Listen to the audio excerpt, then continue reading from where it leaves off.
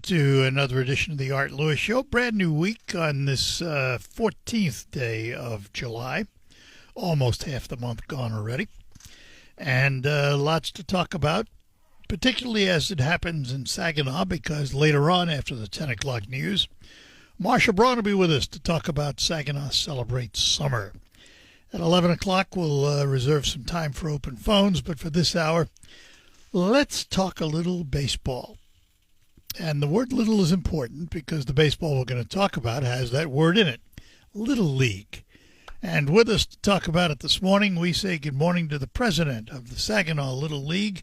He is Tom Connolly. Tom, good morning. Good morning, Art. Thanks for being with us today. Thank you for having us. How long have you been involved in Little League? I've been the president for 8 years, coached before that, and so probably the better part of 12, 13 years at this point. So what's the health of Little League? Little League has been around forever. I think it waxes and wanes like a lot of sports. You know, there's interest goes up, interest goes down. I think, compared to 40 years ago, it's down, but compared to 10 years ago, it's probably up a little bit. Of course, 40 years ago, you didn't have a lot of competition like you do today. And that's a big part of it. When I played back in the 80s, we had 100 kids in every division, probably 800 kids in the league. And, today there's lacrosse being played in the spring. There's spring soccer. There's football. There's all sorts of sports being played year round. And I think that's part of it. It does draw some people away from baseball. Just out of curiosity, what's the relationship to Little League and say how the Detroit Tigers are doing this year? Does it spark interest? I think it does a little bit. I think little kids and even the 10, 11, 12-year-olds get interested more when their local teams are doing well. It's hard because sign-ups for Little League are in February. So you don't even know how good the Tigers, the kids didn't have any idea about the Tigers until then. Hopefully it sparks some interest over the course of the summer. They play catch with their parents. They go and hit the ball. And then come wintertime, they register for Little League next year. So what's the Little League season? When do you play? So our playing season is the end of April to mid-June for the regular season. It's not a long season then. No, it's not. And it's interesting because the Little League working year is October 1st to September 30th. And in warm weather states, they're playing baseball in January, February. Sure. Some of us northern states get the short stick, and we have to, in order to qualify for tournament play, we have to play 12 games before the start of the tournament season. So we have 7 weeks to get 12 games in, and Memorial Day is part of that, so we have to take some time off because people take vacations. We start at the end of April is when the games start, and then the games wrap up mid-June, and we're in the throes of tournament season right now. And it's all set up by age, isn't it? Yeah, well, yes and no. Some of it is skill, some of it is age. So for our league, we have 7 divisions. We have a 4 and 5-year-old T-ball. We have a 5 and 6-year-old T-ball. We have machine pitch. We have what we call a Bantam division, which is the 7, 8-year-olds generally, but there's some 9-year-olds that are in there. We have a minor division, which is 8, 9, 10, and some 11s. And we have a major division, which is 10, 11, 12, mostly 11 and 12. We do intermediates, which is 13 only. We do a senior division, which is 13, 14, 15, 16. So let's pick on one of those, and let's talk about the 12-year-olds because you actually have a tournament coming for them, don't you? We do. Starting on Friday, the games start. The teams are going to start arriving on Thursday. We've got 16 teams from across the state coming out for the state Little League tournament. This is a state championship within that division? It is the state championship in that division. It is on the road to Williamsport for the World Series.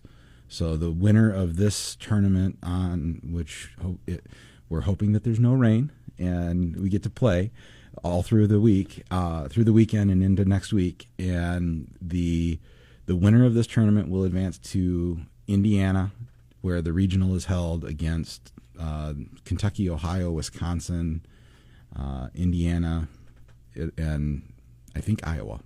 So it'll be, and then the winner of that represents the Great Lakes region at Williamsport. And where are the games held? The games are being held at both of our facilities. So Saginaw Little League is the merger of what used to be Saginaw North and Saginaw Township South. And so we merged the two leagues and we kept both facilities.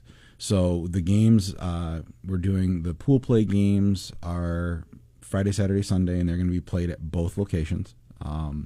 Both the North Park there on Center Road, and then the South Park is Rudy Zoll Park near the Sandhill neighborhood, right in the middle of a neighborhood. Is there a cost to come and see the games? Absolutely not. There are no costs associated with Little League tournaments. Anything 12 and under, in fact, the way that the rules are all written, you cannot charge anything. And when we say rules, there is a national governing body. Yeah, Little League International is the national governing body. They are the ones that host the World Series and provide a rule book and do all of that. So each league charters through Little League. In a lot of sports for youngsters, there is an enormous cost. If you're in hockey travel, it can cost you a ton. Mm-hmm. Even just being in hockey can cost you a ton. Lots of sports like that. How expensive is it for a family to get their youngster involved in Little League? So there's two answers to that. One is I think it's relatively low.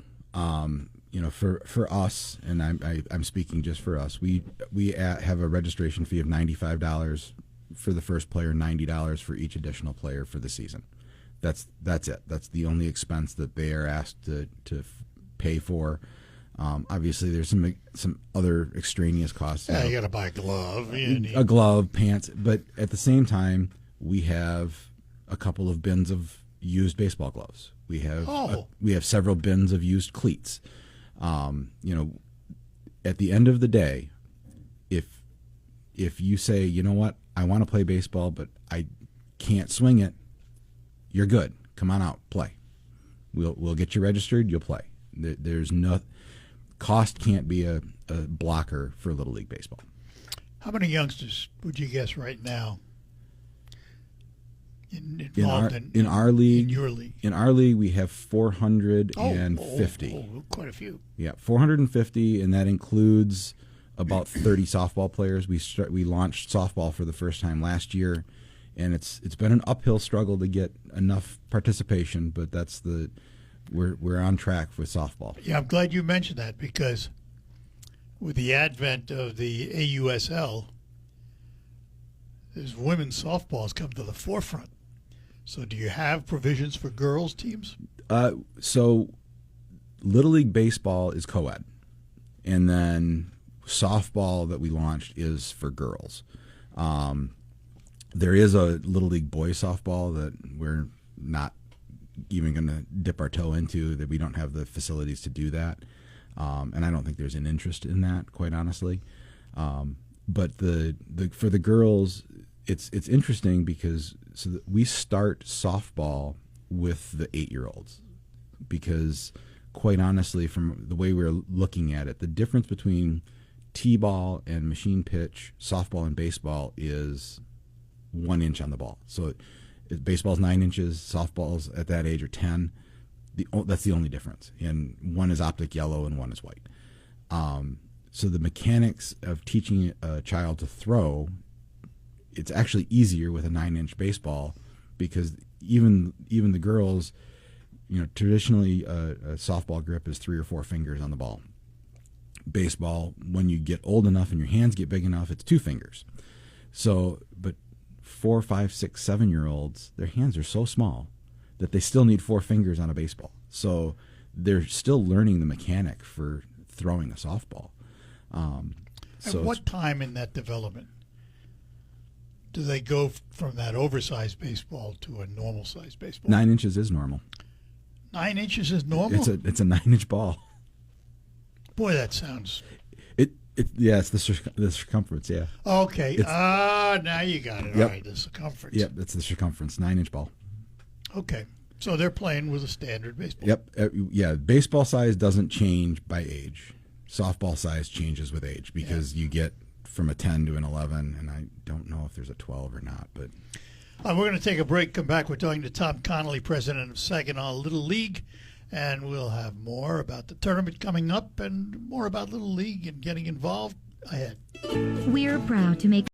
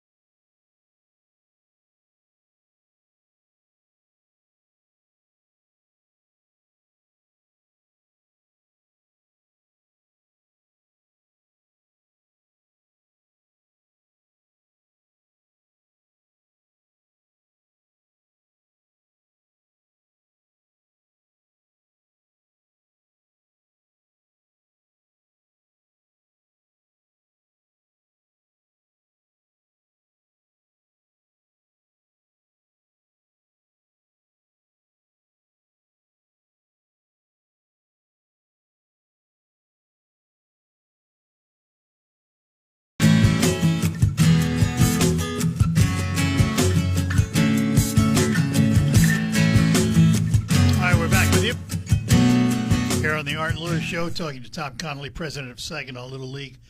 I do want to just clarify a geographic question because it's always been Saginaw Township North, Saginaw Township South, but Little League is regional, isn't it? How much of an area does your Little League cover? Our Little League covers. We're bounded by on the north end by Tittabawassee Road, so the south side of Tittabawassee. We are bound by the river to the west, the river to the east, and the river to the south. So where the Tittabawassee and Saginaw rivers you're almost meet. landlocked. Yep. So that's where we are. So we have most of Carlton, half the city, most of 48602 in the city, and then all of Saginaw Township. So what happens farther to the west, like Freeland and those areas? They have their own little Freeland leagues? has a little league. Freeland has their own little league. Swan Valley has their own little league. West of us as well. North of us is Bay City Southwest, and Bay County East Side Little League is depending on where we are north. And then there's Greater Bay, which is Essexville, and the northwest part of Bay City. So if a youngster plays in your league, moves and goes to another league, I assume the rules of the game are the same. Yes. Baseball is baseball. Baseball's baseball. I mean, we always joke that the worst thing about Little League is the parents and the officials. Yep. Because the kids just want to go have fun. And there's always parent politicking going on at the parks, and it is what it is, and we try and minimize it as much as we can and take steps to make it as equitable and as fair as possible for everyone. So do umpires have the right to throw parents out? Absolutely. Absolutely, they do. In fact, they will. Generally speaking, the umpires, especially now that we're in tournament season, it's handled a little differently. The umpires will actually ask for the tournament director, and then they will ask the tournament director to remove anybody outside the fence. They are responsible for what's happening inside the fence. The funny story about it, many, many years ago in the 90s, we owned a tour company. And we did a lot of Canadian travel. And we stayed at a school in St. Anne-de-Plaine, Canada, north of Montreal. And they didn't speak English. At least we didn't think they spoke English at the school we stayed at. Right outside was a baseball field. And there was a game going on. And some of these teachers and parents were sitting out there watching the game, and so we did. We went out, sat with them, and they wouldn't talk to us. Talking French. The umpire made a call they didn't like. That's when you found out they spoke English. Sounds about right. You blind, blah, blah, blah. It was funny. We laughed and we looked at it and we said, all right, now we understand, It's it is, it's a wonderful sport for families. But parents can forget where they are. I think it's emotional. It's emotional. I mean, it's we were playing in a tournament. We were playing a tournament game yesterday. I'm one of the assistant coaches, and my son gets out on the mound, and he gave up a double in the first hitter, and it's stressful. The parents, you take on a lot of the stress that for your child, and I think that's pretty normal. Sometimes you just got to remember deep breath, just like you're telling your kid out on the field. Well, take yeah, a deep breath, relax. It's okay. Because 3 batters from now, if he struck out the side after that, yep, he'd be a hero. Yes. So yeah, I mean, it's. I think there's a lot of that. It's hard to keep an even keel when your kid's out there and in a stressful situation. So let me talk for a moment, Tom, and we will come back to this 12-year-old tournament coming up. But there's so much interesting things about this. We don't talk about it very often. It takes volunteers, doesn't it? It absolutely takes volunteers. So what kinds of volunteer positions are there in Little League? So during the regular season, let's start with there are no employees of Saginaw Little League. That includes the president. That includes the president. Everybody's a volunteer. Which is why you can't replace yourself. So everybody's a volunteer. This year we've got our board of directors is 8 members. I think we'd love to be closer to 10 or 12. The board of directors sets the operating policies, the bylaws for the league in accordance with the local with the Little League rules. We do things like how are we going to schedule games? How are we going to game scheduling? What the selection process is for our all-star teams, the kids that get to go represent the league in the tournaments. It's those kind of things, and general safety guidelines and all of that. And then during the season, we have managers and coaches that are all volunteers. Sometimes we try and get as many volunteer umpires as we can. That is getting increasingly difficult. So we actually use a process through where we will pay baseball players to come out and be umpires. So our if you're 11, 12 years old, we will have you come out and you can start learning to be an umpire for our 7, 8, 9 division. You answered a question I was going to ask because it is a learning process. It is. Before the season starts, we're not going to call it an extensive umpiring clinic, but we'll have a couple of hours where we'll go through some mechanics. We'll go through some of the rules. Baseball players generally know what the rules are. Where it gets complicated is some of the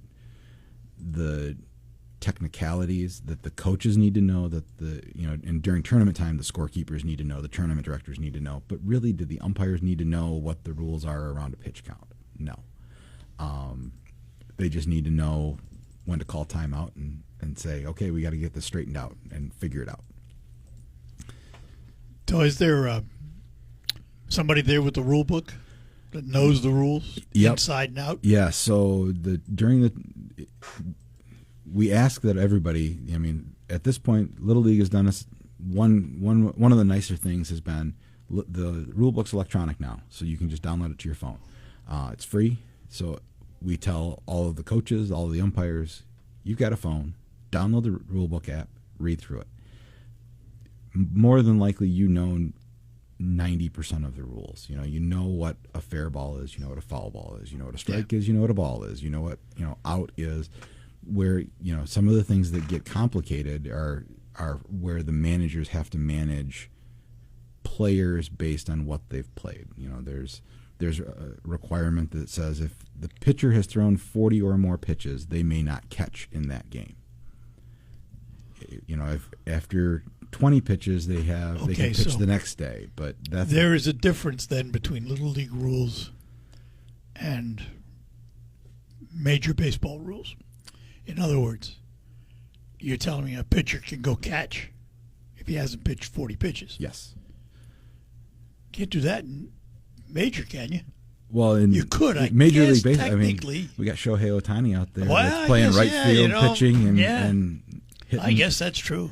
I mean, you can play any position. So Little League's approach is, and I don't think it's wrong at all. Pitchers tend to also be catchers in a lot of cases, where because they can throw hard, so they've got a good arm. Generally speaking, they can track a ball into the they're throwing it. They can also track it into the glove. They can make that throw from home plate to second base. So it's not uncommon for some of the kids that are on your roster that are pitchers to also be catchers. Well, you don't want to. We have limits around pitching. For the 12-year-olds, they can pitch no more than 85 pitches in a game. That's a lot more than I would have thought. Well, and they've got to take 4 days off. They can't pitch again for 4 days. Arm. We have to protect the arm. So the thought is, if they're throwing 40 pitches, the catcher's also thrown the ball 40 times back the same 46 feet. Maybe not with the same intensity and velocity, but they're still doing it. So how are you protecting the pitcher, the kid that was just a pitcher, if you put him behind the plate after 40 pitches or 45 pitches or 50 pitches, and then asking him to go catch another 60 to finish the game? All right, we're going to take a break. You'll be back. Tom Connolly's president of Saginaw Little League. More ahead and more on the tournament you can come and watch. All ahead. Wednesday, August 13th at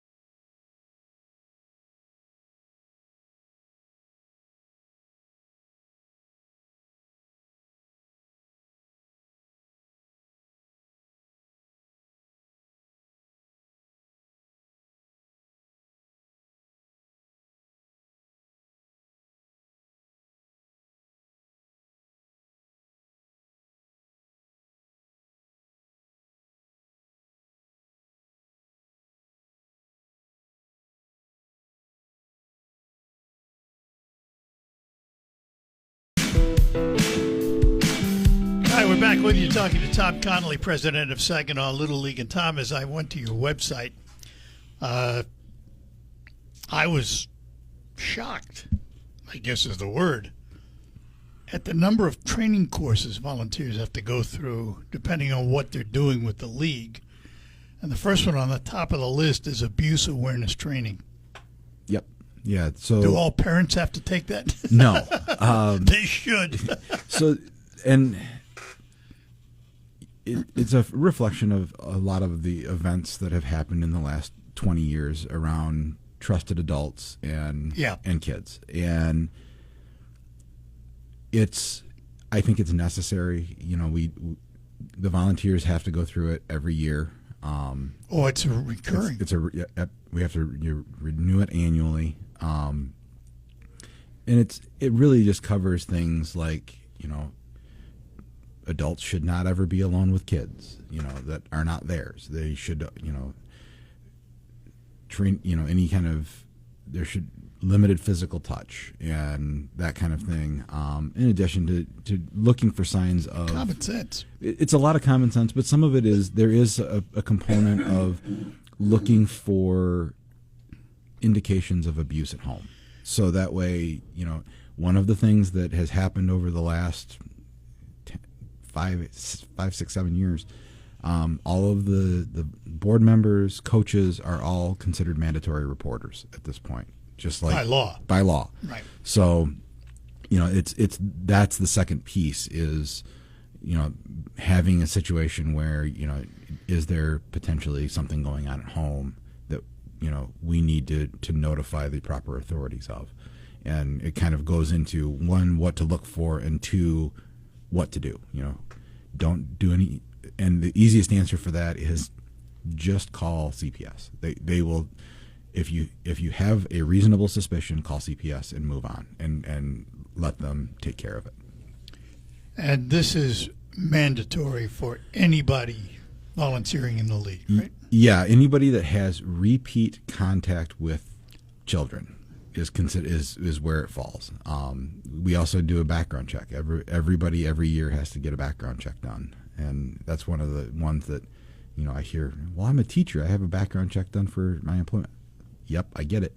We need one too, because unfortunately, none of the background check people all talk to each other. So every the soccer coaches go through it. So in some cases, some of these parents that are coaching, they're coaching flag football, they're coaching baseball, they're coaching hockey. They go through 3 background checks a year because baseball doesn't talk to soccer, doesn't talk to football, doesn't talk to hockey. Yeah. So that would be fantastic if we had a single clearinghouse for background checks for volunteers. But yeah. So does that cause issues in finding volunteers? I think it does a little bit. I think we've got great volunteers. I don't want to minimize that at all. Our volunteer list this year is right around 200 people. Which is great. It's about 30% more than we had last year, 40% more than we had last year, which is a positive. I mean, we are working on building up our volunteering.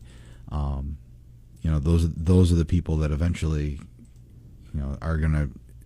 It's cyclical, right? I'm not going to be the president indefinitely. It's somebody's You going keep to saying that. Folks. Somebody's gonna.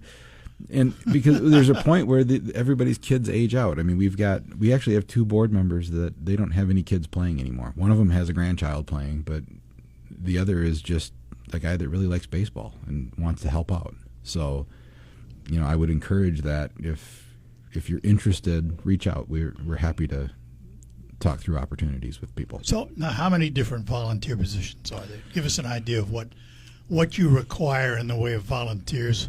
Starting with the game, moving to the field, and all the other things. For the most part, it's coaches during the season. It's coaches, and the more people that we can get out to, we're trying to figure out a good way to build a volunteer organization around field maintenance, because that's Saginaw. We are very grateful to Saginaw Township. They help us out a great deal.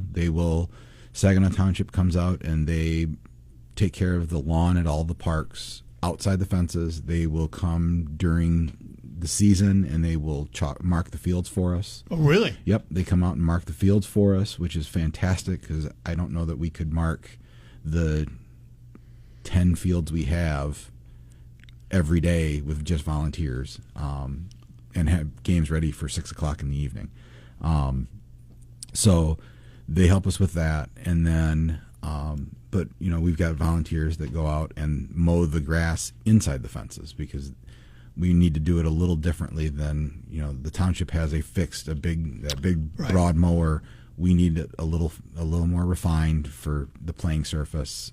We have to we got to keep the grass off the dirt, and there's certain things that we're a little finicky and we want to just protect it.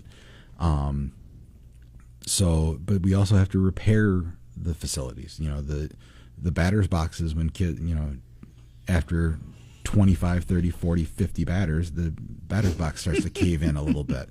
The pitcher's mound, the kids are pitching off the pitcher's mound, and some of them give me a dirty look when I yell, "Don't scuff up my mound," when they're digging a hole at the pitcher's plate.